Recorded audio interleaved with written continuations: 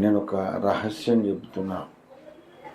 1,00,000 సార్లు నీ ప్రార్థనకు జవాబు రాకపోయినా, ఇంకా క్లారిటీగా చెప్తున్నా, నీ ప్రార్థనకు నీవనుకున్న జవాబు, నీ ప్రార్థనకు నీవనుకున్న జవాబు రాకుండా 1,00,000 సార్లు నీవు భంగపడినా, ఓడిపోయినా, నిరాశపడినా, నేనేమన్నాను? నీ ప్రార్థనకు నీవనుకున్న జవాబు రాకుండా 1,00,000 సార్లు నీవు భంగపడినా కూడా 1,00,000 తర్వాత 1,000సారి మళ్ళీ అదే నమ్మకంతో నువ్వు ప్రార్థన చేయాలి. దేవుని స్తోత్రం కలుగును గాక.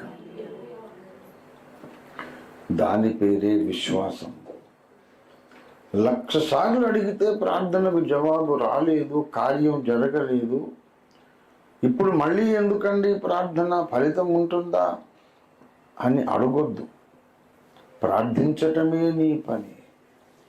మన దేవుడు ప్రార్థన ఆలకించేవాడు.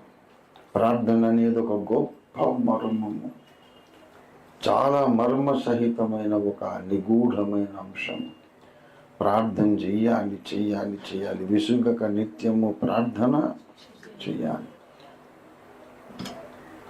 నీకు ప్రార్థనయే జీవం అనే పుస్తకంలో హెజకియా ఫ్రాన్సిస్ గారి మాట అంటారు.